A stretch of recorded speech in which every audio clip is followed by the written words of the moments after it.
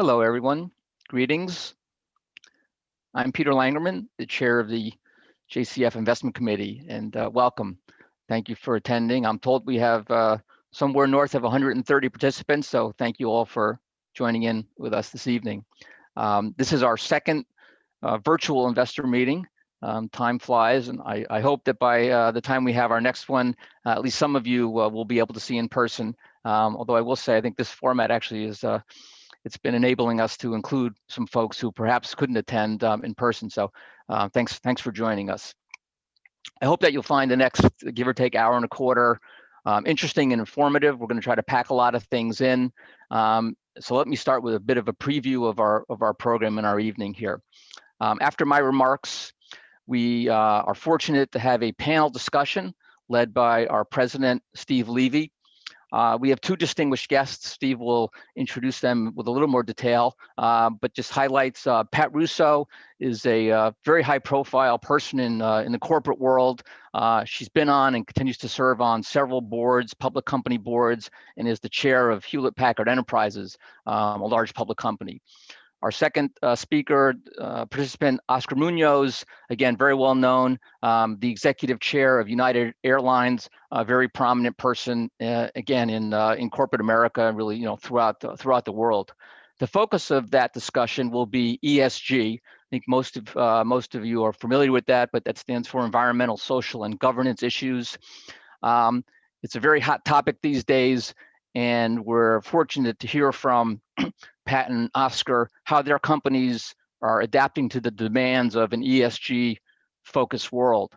Again, for those of you who pay attention to the financial markets, you know that ESG has become a very dominant theme among investors, companies, and even politicians now.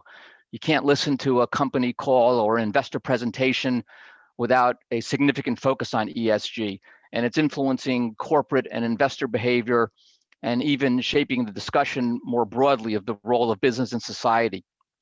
And this discussion actually dovetails very nicely with our own new ESG investment option for fund holders just recently launched. So now we have, for our investors the managed pool, which combines all of our disciplines, a straight equity pool, fixed income pool, a money market pool, and now the ESG option. At the conclusion of the panel and some Q&A for our guests, we'll hear from our subcommittee chairs on the investment committee as we have in prior years. Jeff Bramer will talk about public equities, David Pulver on private investments, Michael Weinstock on fixed income and hedge funds, and then we'll conclude with some Q&A with our subcommittee chairs.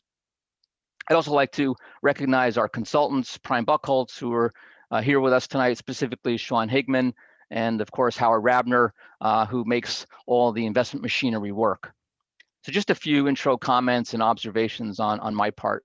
Everyone should have a copy, I hope, of the slide deck, which was prepared by Prime Buchholz, which includes information, performance and managers, et cetera, for 2020 and the first quarter of 2021. Last year certainly was an extraordinary year for what we all lived through and how the markets behaved. Our managed pool in particular, I think folks know, is designed to withstand volatility and largely accomplish that. Given our portfolio makeup, a year like that does create some timing anomalies, among other things. So when you're looking at a year-over-year comparison, it doesn't necessarily tell the whole story, because some of our managers report performance on a lag, in particular private equity. A 1 month or a 1 quarter swing can make a huge difference in comparisons. Over the long period, of course, those anomalies should correct themselves. So while it may appear that we underperformed our composite benchmark last year, you'll notice a strong rebound in the reported numbers the first quarter so far this year, and we expect that to even out a bit as the year goes on. It's been a very active period for the investment committee. I know we feel very good about our manager lineup and allocations. We have made some changes over the year, and you'll hear more about that from the subcommittee chairs. And with the addition of our ESG portfolio, we feel that we have some very compelling investment options for all of our investors.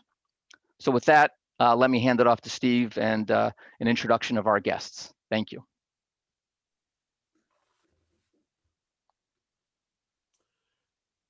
Thank you, Peter. And thank you to the entire investment committee for your incredible leadership, your volunteer hours that you spend selecting our investment managers and establishing the appropriate benchmarks. We just couldn't do this without you. Before I introduce our featured speakers this evening, I wanted to provide you with a quick update on 2 things. At the Jewish Community Foundation of Greater Metro West, or JCF, we administer more than 750 funds. In total, we manage over $540 million in assets. We also try to make it very easy for our fund holders to give effectively and strategically. Towards that end, I'm happy to report, and thanks to you, our generous fund holders, over the past year, we have, on your behalf, distributed almost $5.5 million in COVID relief grants alone. These grants have made an unbelievable impact locally in our Greater Metro West community, nationally in the United States, and in Israel and around the world. And for that, we really could not be more grateful. As Peter mentioned earlier, the JCF board has begun a journey down the path of socially responsible investing. Towards that end, we recently opened a new ESG investment option for our fund holders. And over the remainder of the year, you should expect to hear more about those decisions and possible investment options being introduced. So keeping with that theme, it's now my pleasure to introduce our featured speakers this evening. In the next 35 to 40 minutes, I hope to explore how an increased focus by investors on environmental practices, social diversity and equity, and best practices for governance play out in a Fortune 100 boardroom. I'm going to be leading a discussion with our 2 panelists, but if you do have a question for them, please place it in the Q&A feature at the bottom of your screens. At the end of the panel discussion, I hope to have time to take a couple of questions from the audience. So first, it's my pleasure to welcome Pat Russo. Pat has spent her career in the computing and communications technology industries. She's currently serving as chairman of Hewlett-Packard Enterprise, or HPE. It's a global industry leader in providing information management solutions to businesses around the world. In addition Pat also is chairing, in addition to chairing the board of HPE, she also sits on the board of General Motors, where she chairs the governance committee, as well as the boards of Merck, KKR, and Just Capital. I have known Pat for more than 20 years, and in that time, she has been recognized multiple times for her business achievements as one of Fortune's most powerful women and as one of Time's 100 most influential people. The other panelist tonight is Oscar Munoz. It's my pleasure to welcome Oscar. He is the executive chairman of the board of directors of United Airlines Holdings. He previously served as the company's chief executive officer in 2015 through May of 2020, where he played an integral role in introducing a new spirit of United. Under his leadership, United began its transformational journey to listen to focus on its customers, placing them at the center of the business. This new mindset helped to deliver strong operational and financial performance quarter after quarter. He has been named one of the 100 most influential Hispanics by Hispanic Business Magazine. I would also like to note that Oscar is finishing up his term with United at the end of this month and is a new grandfather. So if we could bring Pat and Oscar onto the screen. Congratulations, Oscar. Thank you. Nice to see you, Pat and Steve. Me too. Great. So let's jump right into it. I think both of us have talked about ESG, and let's start with a big picture question. You have large investors like BlackRock and CalPERS who've said that they are going to be really intensely focusing on ESG. Can you talk to us a little bit, the big picture, and then we'll get to some specifics. The conversations in the boardroom, what does that extra focus on ESG mean? How is that balanced with ultimately your goal of delivering the best financial returns for shareholders? Pat, if we could go with you first. Sure. Okay. Hi, everybody. It's good to be with you. And Oscar, I'm happy to be doing this panel with you and with Steve. Here's what I would say, Steve. I think there's been a journey on boards, starting with a very significant increased emphasis on governance. And you remember there were a whole bunch of things investors were focused on. During that time, it's not like good companies weren't focused on the E and the S aspects of ESG, right? I mean, companies have long focused on how to positively impact the climate, how to make sure they're caring for their employees. I think I would characterize where we are today as it's more intense. There's more conversation around what are you measuring? What are the standards that corporations are going to be held accountable to from an investor standpoint? And so there's a lot more focus and attention on what's the discipline, what are the measurements, what will we need to disclose? Are we making progress on the most critical environmental and climate related issues, the most significant social equity related issues, diversity and inclusion? So I just want to be clear that it's not like these things were never talked about in the boardroom. I do think it is fair to say there is an intensity and a lot more focus on going deeper and really making sure we're clear on what you're managing and what you're measuring. Oscar, anything you want to add on a big picture? Yeah, no, I think that's right. Increasingly, boards are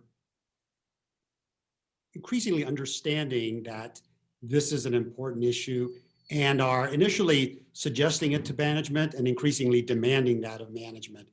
Because we're just seeing too many examples, and Blackstone and BlackRock and CalPERS are just only one of two examples of folks that get involved in this thing. Inherent in the question, though, is that there's this trade-off or tension between creating value for share owners and creating value for the community and your customers, and there shouldn't be. We have to learn, and as a recent CEO, you have to learn how to do both, walk and chew gum at the same time. If you think about customer investment and R&D that companies have to do, that's a quote cost of doing business, because we know that inevitably that pays off for customers. Increasingly in this world, and not just generationally, but just broadly, I think you're building a great deal of pride in your brand when you do the right things. And it's impossible to calculate, frankly, how much reputational damage we at United have avoided by doing some things like when children will be separated from their families and the government was asking us to, in essence, take the parents one way and the children the other way.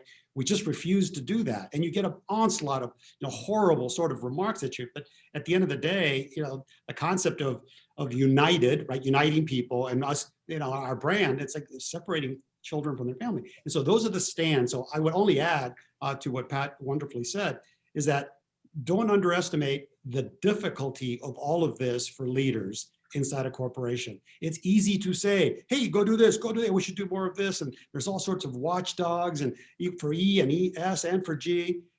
So it takes a little bit of time. And I think to the point of metrics and performance, that's what we have to really refine. And I think there's a lot of models out there that are beginning to do that, but it's not as easy as you think. It shouldn't be a trade-off, and we shouldn't be thinking of it one versus the other. It has to be combined with everything we do. So can I? Yeah, and Steve, I'm sorry, can I just punctuate? Because I think Oscar makes a great point. At least in my experience, the best CEOs I've worked with, and having been a CEO for 2 different companies, the best CEOs actually get that if you don't take care of your employees and your customers and be a good citizen in the communities in which you work, you're not going to be able to maximize your financial return. I think they actually get that. Oscar's point is, it's not so easy to balance everything all the time, right? Because there's a lot of things tugging at you. Right. So I sit on corporate boards, as I think you both know. They're a little bit smaller. Instead of a Fortune 100, they're both about $100 million. So it's a little different story. But we do give guidance to our CEO, and we hold them accountable. Can you give us some concrete examples, maybe where the board has gone to a CEO, and Oscar, when you were CEO, maybe where the board came to you and said, Oscar, we need to do better in this area, and show us how we're going to measure it, and show us what the return is. I'm going to pick your choice, environmental impact, but some example, a concrete example where you actually went out and you said, we're not doing a trade-off here. We're not going to have lower shareholder value because we're doing this. But if you could just give me one example on that from you. Sure. By the way, just to punctuate the points that both Pat and I made in the previous sort of question, I think one thing that is fundamental to any of this conversation about these so-called softer sides of business, you do have to deliver results, right? Steve, you're an old sales side guy, and you can't be floundering around in the bottom of your industry and saying how wonderful you are. It's just, so that's that intricate balance.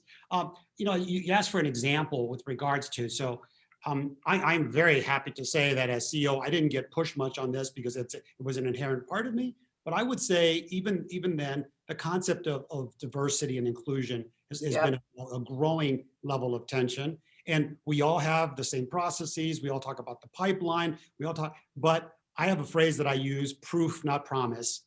And so what we did recently is in our pilot ranks, we created a program, a training program. And in essence, it starts kids from high school, getting them excited about the possibility of becoming a pilot for a major airline. And we sort of track them early, lock into them, provide mentorship and money. And we made a conscious decision to be 50% of that class was going to be diverse. Women who make great pilots, but just don't always have that start, going to the inner city schools, getting kids out of that. So I think that's a really concrete example of going through it. But back to the difficulty, the rancor and debate and ugliness that was hurled, including national TV, by people saying, oh, United can't get any more pilots, so they're having to go, literally was said on Fox, they have to go to women and people of color, as if it's a step down. So again, there are haters, right? Haters are going to hate. And so I would say, I would use that as a perfect example of what we did recently. So let me so the problem here is you didn't have enough pilots. You didn't have your own, you created your own farm league. If you there's plenty of pilots, by the way. There's tens of thousands of pilots, but they need to be trained in the right way to come to our brand. But nevertheless, it had never to do with the shortage of pilots. Is that a shortage of people of that diverse nature having access to that pipeline where they can make an incredible, meaningful role? And this is about income equality over the long term. Okay. And the return to you is that you had a steady stream of highly qualified employees. That we've nurtured from babies, so to speak, right? They've grown up in the United Family spirit. They know our ways, and it's an easy transition. And we just have this constant pipeline filled, and it's naturally diverse. Pat, if I could take that same question, but turn it to you. And in Hewlett Packard's case, let's look at environmental, right? You have a lot of electronics. Right. A lot of, there are a lot of things that go into that might not be the most environmentally friendly things. Can you talk Right. about how HPE has taken this issue of being more environmentally friendly and turn it into a business advantage? Yeah, so let me use two examples to respond to that, Steve. First of all, I would say that HPE innovates sustainability into its products, right? So they are always looking to drive more efficiency, lower cost, less carbon footprint in the solutions that they actually develop. Two ways HPE brings that to life for customers is we have an offering now. HPE has taken a position that says we will deliver everything to our customers as a service, meaning you buy it from us, we will, deploy the equipment. And what that enables, if you think about IT systems, enterprises typically over provision their compute capability by 50%. When we deliver it as a service, we literally slash that over provision to just 10%.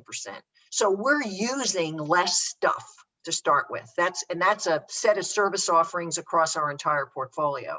The second thing we do is we have something called our Circular Economy Initiative, where we literally take on average 4 million assets a year and recycle them. Right. So HPE's made a business out of recycling not only our equipment, but we'll recycle competitors' equipment. Right. And we'll either resell it or we'll dispose of it in an environmentally responsible way. The third thing that we track is how much of our sales are we getting because customers are valuing the sustainability in our products. And it started out, it was a couple $100 million a year. Last year, it was close to 850 million. So we actually track customer reaction by giving us business because they believe we're more sustainable than any of our competitors. So those are three things that we do. Right. And that last point is literally where we're going. This is the return to shareholders, right? Yeah. Oh, absolutely. I mean, there is no question. We are winning more business because we have invested and innovated in product efficiency, how we deliver it, and the fact that we have a business recycling it. If I can add a point to that, because sustainability is so important, and I can't let that topic go by without mentioning how creative you have to get in some of these areas. Yeah. So I'm in an airline industry, and there is nothing more than we do than burn a lot of jet fuel. I mean, a lot. And so if you think about the nature of evolution of sustainable fuels and how far away they are, and there's no depth, and there's not a lot of demand, therefore not a lot of capacity. The way you have to be creative is, back to this financial return, is the way I've created a message a couple of years ago, and it's been continued with my successor, is you make a business case out of it. If you think of the volatility of fuel, especially jet fuel with the crack spread that's associated with it, the thing about sustainable fuel, once it gets into the pipeline and gets the mass production and refinery capacity that fossil fuels do, think about the flattening of the line of the volatility of fuel. And Steve, in your background in history, when you model companies, you always find the most volatile thing, and you have a model that says, I'm really good with that model, except for that one line, because we never know. And that has been fuel to a large degree for our company. And so the way I've sold it literally around the world to get the industry behind us, it's like, think of a place where you have a source of fuel that has a fairly flat price that you can forecast. And that gets people's attention. And that's how you sell it to some of the business folks. So I was going to ask you about biofuels, because I think United made a splash a few years ago. Where are you with, more, I don't know if that's be considered sustainable. And then, Pat, I'm going to come back to you because I know you sit on the board of General Motors. And so we're talking energy here, right? So electric. By the way, are there electric airplanes coming? Yeah, we just signed up Archer. Archer and helicopter. So now, listen, the evolution, and I'm sure Pat will talk about GM and everybody's mission to go sort of with regards to, you know, just the simple aspect of your question. I'm sorry, I forgot your question now. Sorry. I just turned 65, Oscar. I forgot it too, but I think it was biofuel. You introduced biofuel. You talked about how it flattens the curve, right? But what's the impact, you know, on the bottom line of using biofuels? Is it just it takes volatility out once it gets to volume? Inevitably, once it gets to volume, but initially it's expensive, and it's so we had a flight just a few months ago from San Francisco to Zurich on energy from waste to energy. So it's a waste to energy. There's biofuels. There's a bunch of R&D being done in a lot of different ways, and so it was a very we did a lot of great, you know, fanfare around that. What people don't know is the flight was on complete a mix of biofuels, this waste to energy, and it took 2.5 weeks to generate that fuel for that one-way flight, and it cost 3 to 4x what our normal jet fuel would spend. So it works, and it works just fine in a different blends. But what we have to get is enough demand from the industry so that R&D and smaller companies will indeed create the refinery mechanism to get plenty down the line. And that's so sustainable fuels is a definite way. Electric's going to be hard because storage and batteries, you know, the batteries are going to be heavier than the plane, and so that's hard to do in that regard. Right. It's got to take off. Pat, could you talk a little bit about, you know, GM's vision? Sure. So, gosh, it was, I don't know, 3+4 years ago where GM, Mary Barra, who's the CEO of GM, declared the mission of the company is 0 crashes, 0 congestion, and 0 emissions. That's the aspiration. And you have to think of GM as not just a internal combustion engine vehicle producer, but it's an AV, an autonomous company, and an electric vehicle company. And I think you've seen the rise in GM stock price of late because there's a realization that GM will be a player, right? GM will be a player in the next generation of technologies. GM's declared by 2035, all their vehicles will be electric. And the first brand that is really embedding the electrification is Cadillac. You know, a lot of this, there's a lot of progress being made. And I get Oscar's point about how much the batteries weigh. There's a lot of progress. GM's announced an Ultium platform, which is a battery platform where the cost is coming down quite considerably. They've worked charging stations. I mean, what do you have to solve for? You have to solve for cost, you have to solve for range, you have to solve for charging stations. And so all of that is at play. And, you know, you want to talk about a company that has ESG sort of at its center. You know, you can't be any more environmentally and socially sensitive than saying we don't want to have any crashes, no congestion, and no emissions into the environment. Can I touch on something, Pat, you brought up? You said Mary Barra put this out as the mission, right? Right. Where was the board? Was the board saying, Mary, do something about this? Or did Mary bring it to you? The management brought it to the board and said, okay, here's our plan.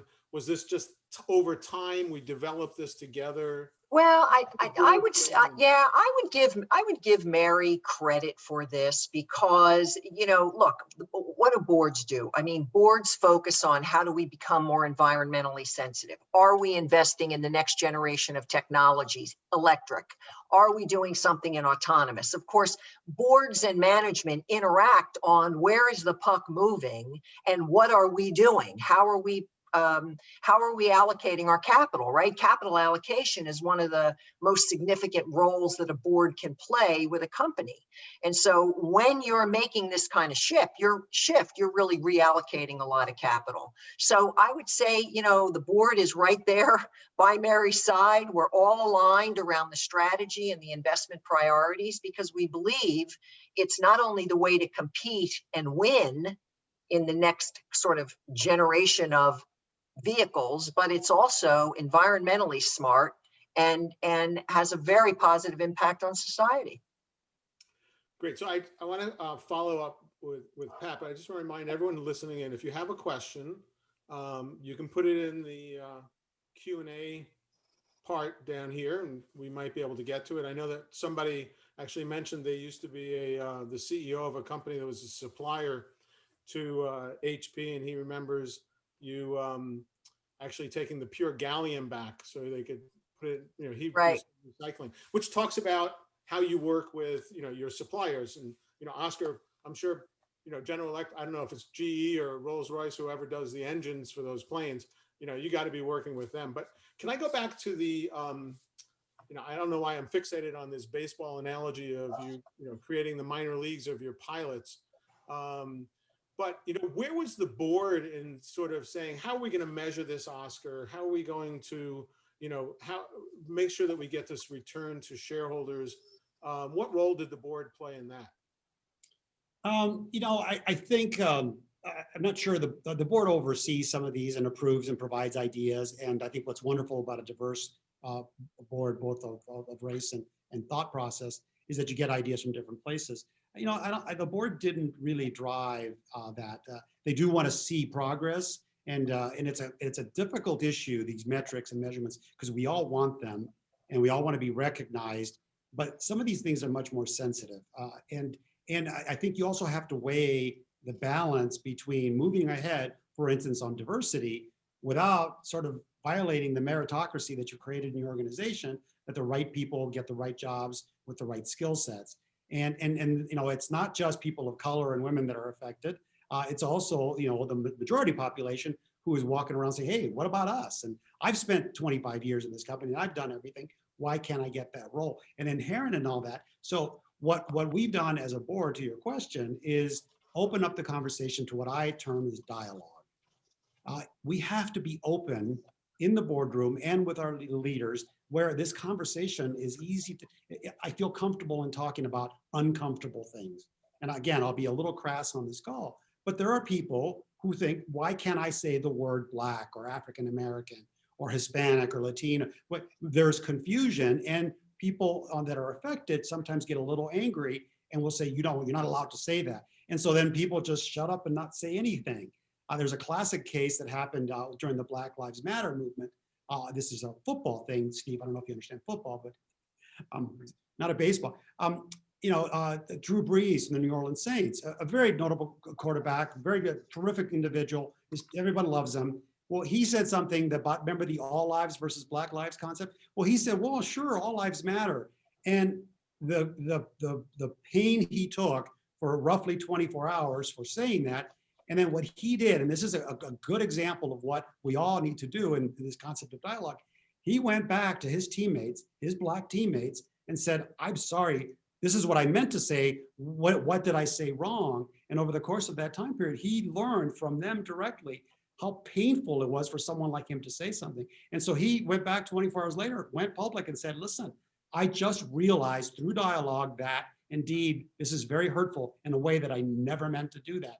And so that is great dialogue because both sides. So we have to be open to that. So I think one of the things that we do in our board is to make sure inside when we're in executive session, we've gone out and gotten minority candidates for our board on purpose, focused with all the right skill sets.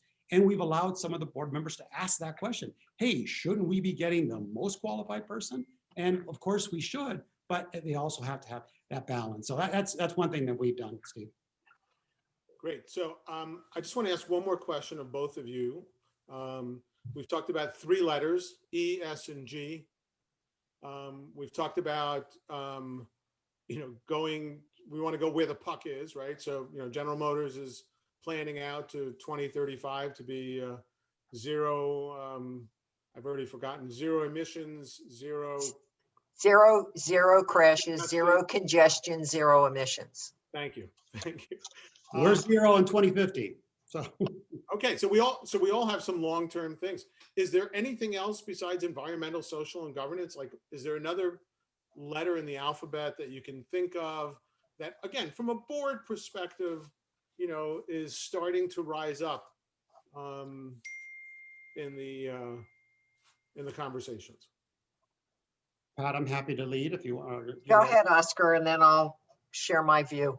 Yeah, I think there's many things you can do. T for trust with your customers, trust with your constituents, trust with your community is one. But staying on the diversity thing, I think as we progress as companies, as big companies towards this issue of diversity, there's still the advancement aspect of this. Because, and Pat knows this well from her career as a woman. I know this, I am the first and only Latino to ever run a major, US airline. We need to move to a place where I'm not the exception, but the expectation. And I think that's an important aspect. So advancement. So once we get people in the pipeline, once we've developed, and that's what this Aviate program is a lot about, we're going to nurture these people throughout the way and make sure they have ample and equal opportunity to advance like everyone. So I would do that advancement, not so much against the trust, my T for trust, but I think that's a critical one. Yeah, I'm not sure I'd add it to ES&G, but you asked the question of what else is being talked about. I think in the environment we're in now politically, P for what position should corporations take or not take on politically sensitive and politically divisive issues? What are the policies that corporations are going to be vocal about or not vocal about? There's a lot of swirl right now, given what's going on in our political discourse, and the fact that this country is as polarized as it is. So there's no questions that boards and CEOs are spending time on. What do you weigh in on? What do you not weigh in on? What's the benefit? What's the risk? So that can get a little. It certainly gets interesting. No, and I think, Pat, that goes back to your earlier comment about the leader of an organization has to really feel this in a way. Oh, yeah. Because, we did something with NRA, we did something with children of separation. There was recent voting rights issues. I think one of my industry counterparts kind of came up for it. And within literally minutes and hours, his planes were going empty and he had to reverse course very quickly. And so I love that word of P. I think you're right. It's difficult to take those stances because a lot of people will say, hey, what business do you have doing this? Well, like for guns, for us, one of my pilots lost his daughter. How does that not become personal, right? I mean, it's just, so there's all those things that have to be worked through. Yeah. So I will share with you, Pat and Oscar, in the Jewish community and in our Jewish Federation and our foundation, when we take political positions is a similarly hot discussion item. So it's not just it's not unique. It's not unique. It is something that I would like to go to a couple questions. Okay. So one, and in my introduction, Oscar, we talked about how, when you were CEO, you took the opportunity to really help United begin its transformational journey, to listen to, focus in on customers. So I do have one question about why did it take so long for United to be customer focused enough to eliminate change fees? And I'm not sure if that's the ultimate measure of being focused on customers, but I figured I would. It is. No, I'm glad, and I can see the question, so I saw it come up earlier. Great question, Paul. And so here's the basic, simple facts. Myself and my then president and now CEO, we had talked about this 3 or 4 years ago. Here's the basic, simple issue, and all of your investors in the industry, the sum of change fees over the course of time is for 2 reasons. One, you can't just allow people to book 5 flights in a day and then take up inventory that you can't sell for otherwise. So you need to have some skin in the game, is why change fees first came about, period one. So it became a $3 to $4 billion sort of source of income to the industry. If you're the first one to change it, you take your proportionate hit of that, but everyone has to follow. So in a world where market caps for airlines is as big as we are and as global as we are, we have still very thin margins. We would have taken out, a 10 to $13 billion market cap out of the industry by doing that in the environment we were in.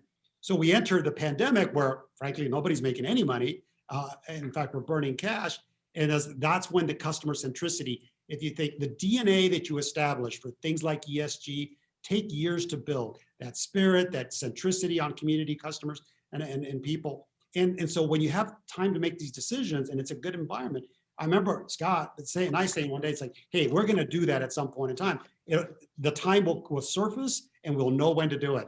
We didn't expect the kind of impact the pandemic had, but that's why it wasn't so much that we were waiting. It was a very big financial decision. And it wasn't greedy capitalism. It was just, in essence, tanking the market. So as you know, we all did it, and they all followed us very quickly. So there, Paul, you got what you wanted, and it's a great deal. And now we still have to manage the fact that you're not going to be able to get a seat on some planes because people will book too many and then not change them at the last second, and we'll think they're there. But we'll work through that. It's the right thing to do. So Pat, I'm going to give you the other question. I'm going to sort of slightly modify it. and for those Thank you, of you, Steve. yeah, it's I think I'm going to put this under a governance Yeah. plan, right? Yeah. And the question is, are boards ever going to stop excessive CEO compensation? But what I'd like to do is actually change it a little bit. And Renee, I apologize to you if this isn't going to satisfy you.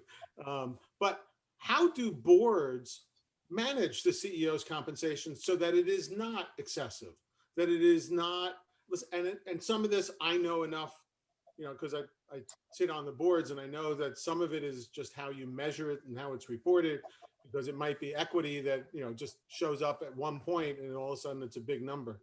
But, let's go back to the boards and managing CEO compensation. How do you go about making sure that it's fair for the shareholders and for the employees? Yeah. So sorry, I got a phone ringing here. So look, it's a great question. So what do comp committees do? And then from a CEO standpoint, obviously the full board. Number one, there's always external benchmarking, right? We're competing for talent. If you got a terrific set of senior leaders, you want to make sure that you're compensating them competitively.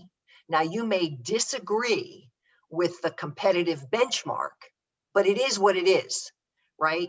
And so number one, you use external comparative data.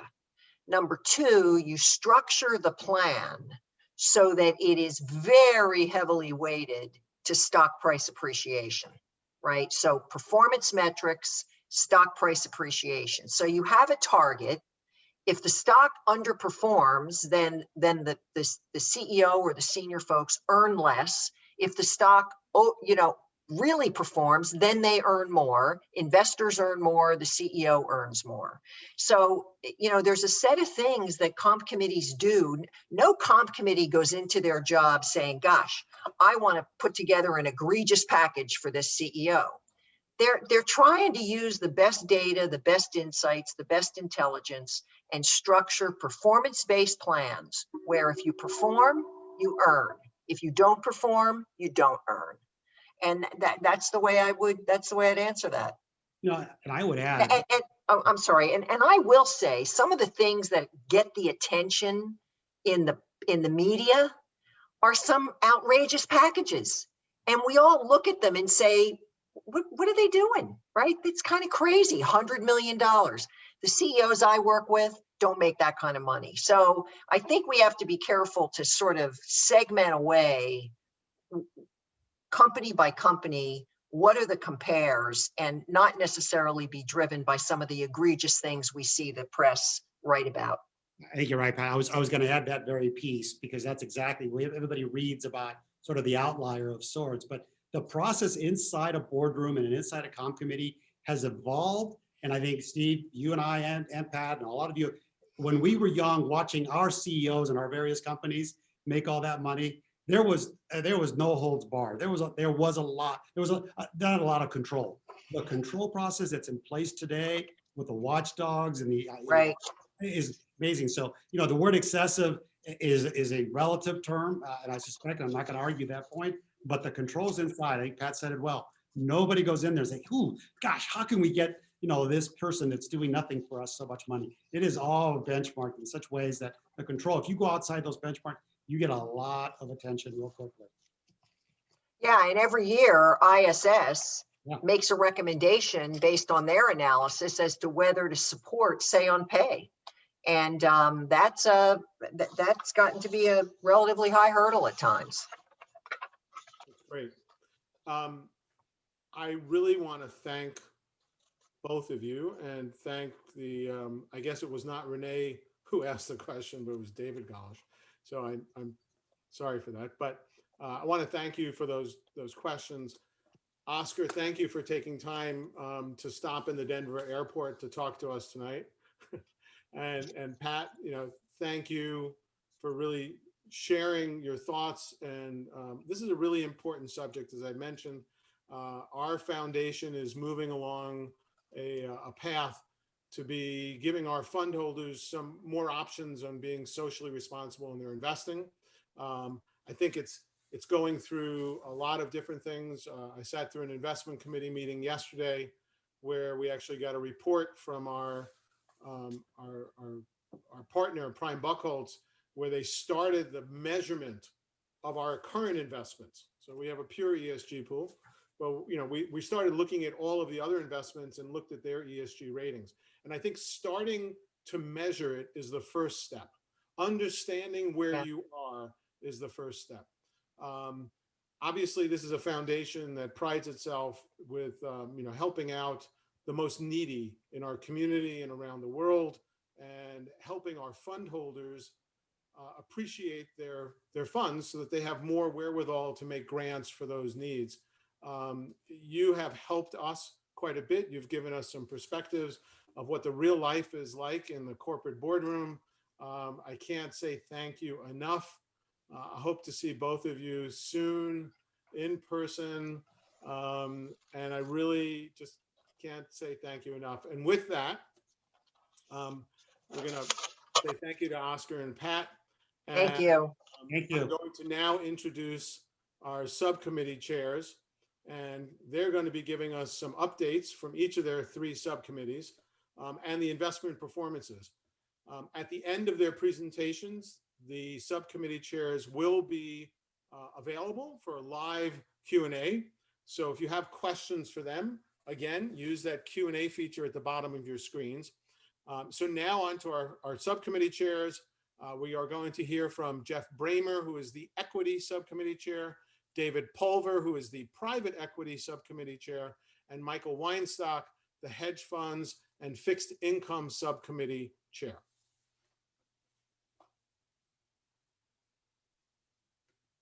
I'm Jeff Bramer, head of the Investment Subcommittee, where we work with 5 other experienced long-term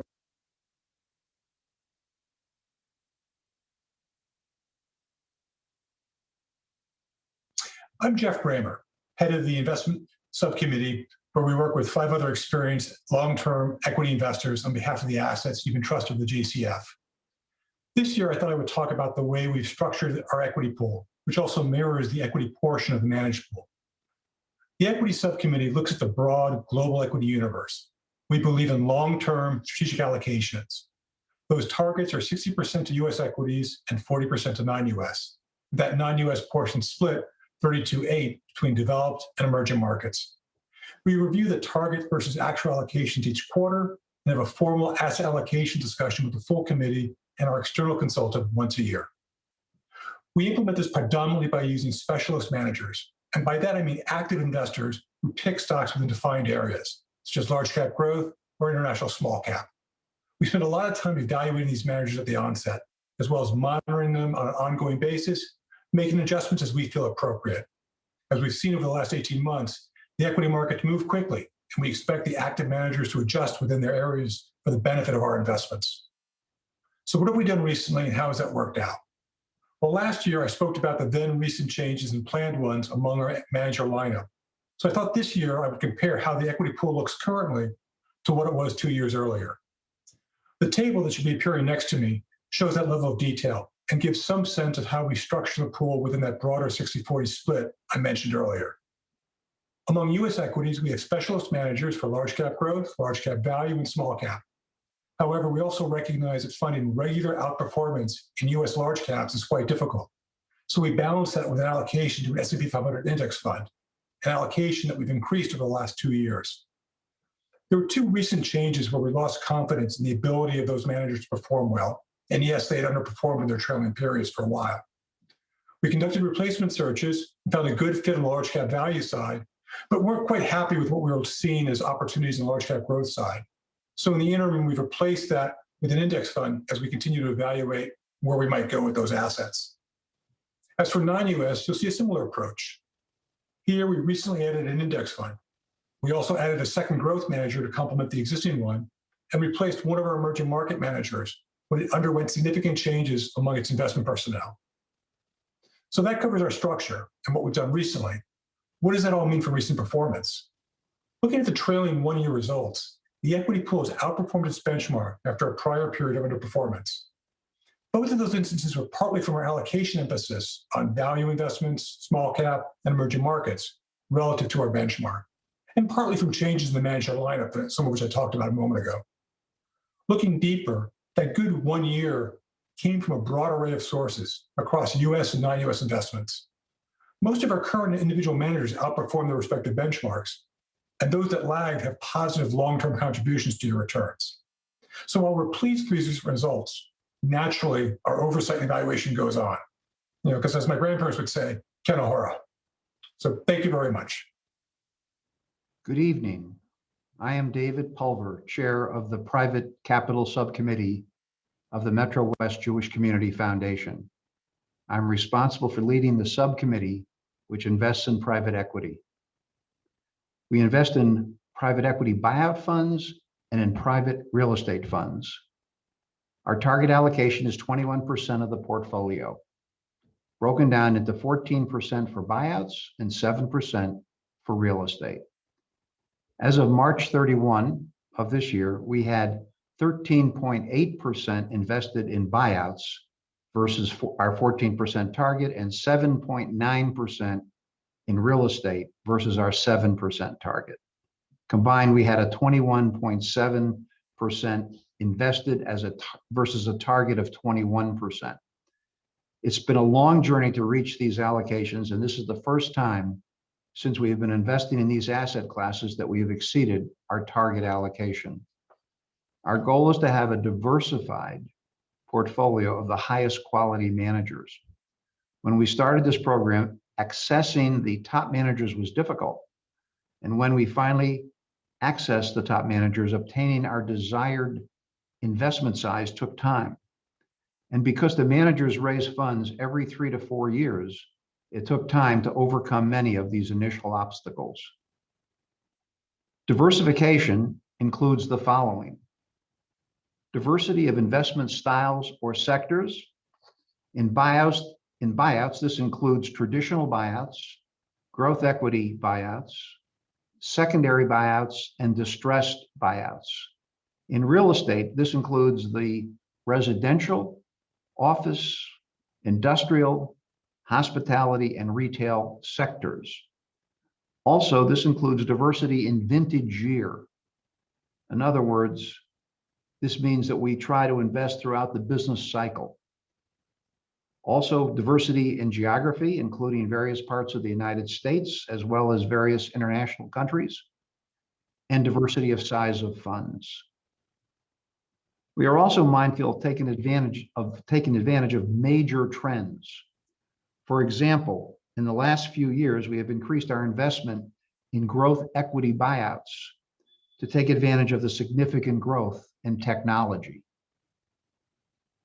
In real estate, we've increased our investments in industrial, which really means warehouses, to take advantage of the shift from in-store retail to online e-commerce, which needs lots of warehouse space. Also, within the office sector, we have increased our investments in lab office space to take advantage of the increased demand in the healthcare science area. We also try to minimize our investments in weaker sectors such as retailing, which means shopping centers, and hospitality, which means hotels. These have been weak areas in the last few years. Since inception, the cumulative annual internal rate of return for buyouts has been 13.2%, and for real estate, it's been 12.2%. Since our portfolio is young and includes an increasing number of high-quality managers, we expect our return to increase in the future. We thank you for your confidence in putting your money with the foundation. Bye-bye now. Hello, everyone. My name is Michael Weinstock. I chair the Flexible Capital and Fixed Income Subcommittees And I also help out with David Pulver on the fixed income subcommittee as well. As you may know, a lot of the work of investment committee is done at the subcommittee level. The subcommittees are quite active between our quarterly investment committee meetings. My two committees spend a lot of time getting regular updates from our existing managers, because in the categories I invest in, we can make decisions from time to time about giving additional capital managers or redeeming from those managers. And so we speak to each manager once per year, and we speak to managers more frequently if there are performance issues or other significant issues at the manager.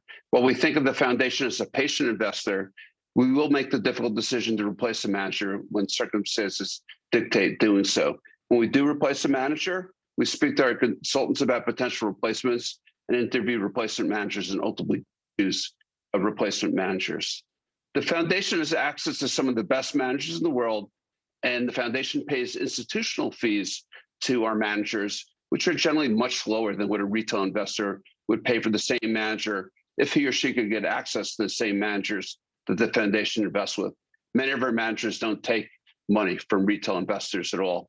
In some instances, our managers are closed at the current time and won't even take a capital from new institutional investors. One of the two subcommittees that I chair is the Flexible Capital Subcommittee. When we say flexible capital, we mean hedge funds. Hedge funds are specialized investment strategies only offered to sophisticated investors like institutions, and roughly 15% of the managed pool is invested in hedge funds. The goal of the foundation's hedge fund portfolio is to provide higher returns than fixed income instruments with a much lower risk than the stock market. Last year, our hedge fund returns were really strong and much, much higher than fixed income returns, but fell well short of equity market returns. So again, operating very much in line with our expectations. When I joined the investment committee nearly a decade ago, we only invested in hedge funds through fund of funds. Subsequent to my joining the committee, we added Brian Buckles as a consultant, and we started moving to invest in individual hedge funds. Within the hedge fund portfolio, we have about 60% allocated to a fund of funds managed by Blackstone. And what the great thing about the Blackstone investment is that the Blackstone fund is invested in over 30 individual hedge funds. And the attractiveness of that diversification is that investments in an individual hedge fund can be quite risky, but time has told us that investing in a diversified portfolio of hedge funds has a much lower risk. There's much lower risk than investing in stocks, for example. We believe that Blackstone is a best-in-class manager within the fund of funds category. But Blackstone gives us, in addition to broad diversification, is three things. They give us access to best-in-class managers that are close to new investors. And so these are great managers that we can access ourselves directly. Blackstone is the largest investor in the world in hedge funds. As a result, they can get deep fee discounts that we couldn't obtain ourselves, and they pass on the benefit of those fee discounts to us. And Blackstone has access to co-investments. So when we can invest in a fund, Blackstone gets the right to invest side by side with the managers in some of those promising investments in the manager's portfolio. In addition to our investment in Blackstone's fund of funds, we invest roughly 40% of our flexible capital in individual hedge funds. Today, we have investments with two truly best-in-class fund managers with long histories of outperforming their peers. The subcommittee only recommends investing in individual hedge funds after a significant amount of due diligence and with the benefit of our outside consultants' input. Today, we're limiting ourselves only to large hedge funds with really long and successful track records. We're not investing in smaller hedge funds, nor are we investing in hedge funds with a narrow mandate, like only investing in a single industry or a single region of the world.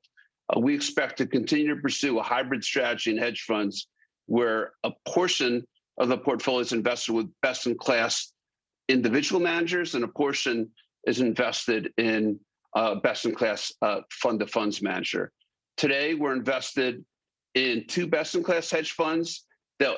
One that we've been invested with for quite some time, Davidson Kempner Institutional Partners, and one which is a new manager for us, Baupost Value Partners, where Baupost had been closed to new investors for many years, but for a brief period of time opened up, and we were willing to take advantage of that opening to get access to a really hard to access fund.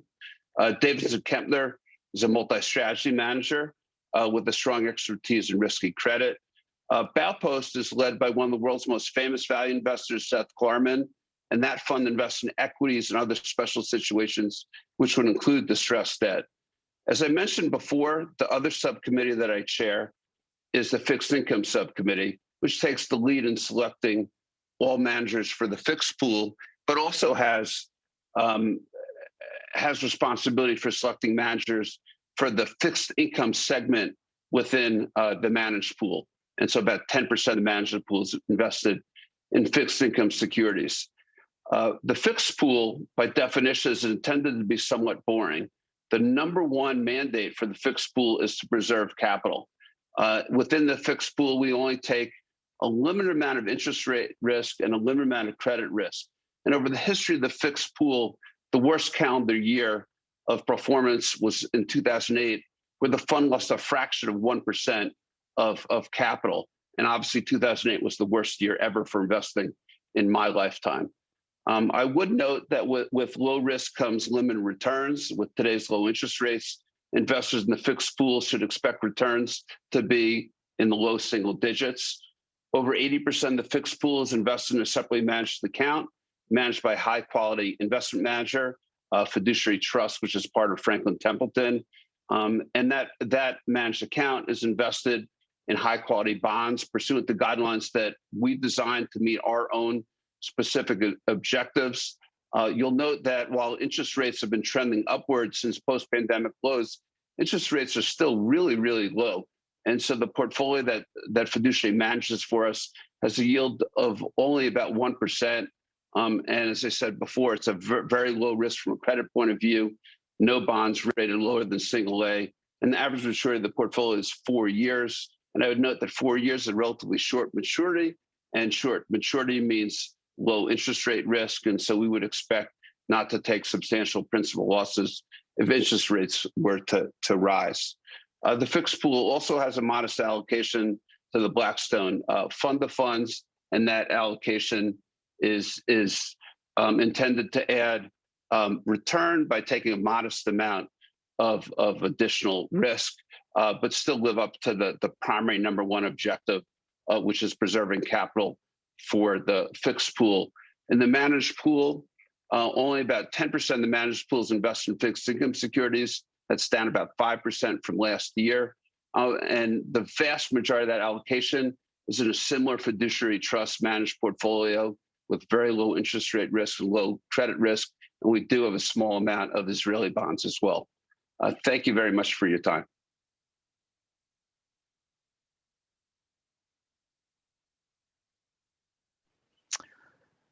Hi there, it's Peter again. I hope that you found those, both of the panel, which I thought was fascinating. Thank you, Steve, and the guests and the subcommittee reports, interesting and informative. I think as you can hear and understand, and I just want to thank the investment committee and in particular the subcommittee chairs. And I've said this before, but I'll say it again. You know, this is a group, and you see their bios in the deck. It really is dedicated to this work and this job. You know, last year again, through the volatility, subcommittees and the committee in general was meeting pretty regularly.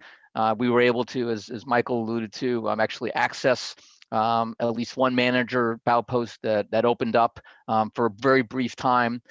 So, you know, we don't want to be in the business of trading and making, you know, day-to-day movements. We'll let our managers do that. But when there are opportunities, we want to be able to act. And certainly with, you know, with the work and help of Prime Buckholz and our subcommittees, I think we were able to do that last year. And again, I think you heard from our subcommittee chairs who put in a lot of work in guiding us and making sure that we, you know, are doing the right things. We're monitoring our managers and structuring the portfolio to, you know, to maximize in a sort of risk, recognizing risk versus reward, you know, doing all the hard work. So thank you to the investment committee. I don't see any questions. If anybody has a question or two, we'll let you submit them for the moment. You know, again, we're trying to be transparent here in terms of our periodic reports. So you see who the managers are in the reports. We're happy to talk about performance, happy to talk about the specifics. But again, overall, I think as the chair of this group, I think we're in good hands. You have days like today in the market. The market's all of a sudden down a couple of percent because there are inflation fears. Our portfolio, the managed pool in particular, we want to participate in good buoyant markets. We also want to protect capital, and that's why we have allocations to some of the groups that Michael mentioned, like a Baupost, like a Davidson Kempner, like a Blackstone. When things are going great, it's very easy for folks to say, well, why do you have these managers? Why are you paying fees? Why not just invest in a very low cost index fund? And that works great until it doesn't. And then, people get nervous and say, well, gee, maybe the market's really moved to a stage that we're not comfortable with. And so given our very long-term focus, we want to make sure that we preserve capital at the same time, that we enjoy the appreciation over longer periods of time, but try to smooth some of the volatility. And that's why we have designed the portfolios as we have. So again, I don't see any other questions, but we're happy if folks have questions or comments or inquiries, after this, please let us know. You can contact Howard, probably the best person, or Steve or myself. We're happy to engage in a discussion if folks have other questions. Before we sign off, there are a couple of things that I do want to mention. One is you will see a pop-up survey on your screen at the end of this once you log off. We hope that you respond to that and let us know how we're doing and how we can do things better in this context. And the other thing I want to mention, the Federation annual meeting is coming up May 26th at 7 p.m. We hope that as many of you as possible can attend. That's an important closing session for the year in a sense, and I'm sure there'll be a lot of interesting information that you will want to hear. With that, unless I hear or see anyone else waving hands, I think we can say thank you again for your participation. We look forward to seeing you, many of you in person over the next, hopefully, months, and certainly the next time we do this, hopefully we'll see a lot of you in person. So thank you all. And oh, wait, I think I see one question before, one last minute question. Paul, who to contact to advise on? Okay, well, I guess that's a sort of a private question. We will come back to you on that. The question was about allocation. I assume allocations to pools. If folks have questions, obviously at the end of the day, it's a decision that each investor or each entity will have to make for themselves. We're happy to give you some color in terms of how we think about allocations and timeframes, et cetera. So if folks do have questions, I would encourage you probably first to contact Howard, and then we will come back to you with answers. So with that, I think we'll conclude. Thank you all very much for your participation, and have a good rest of the evening. Good night.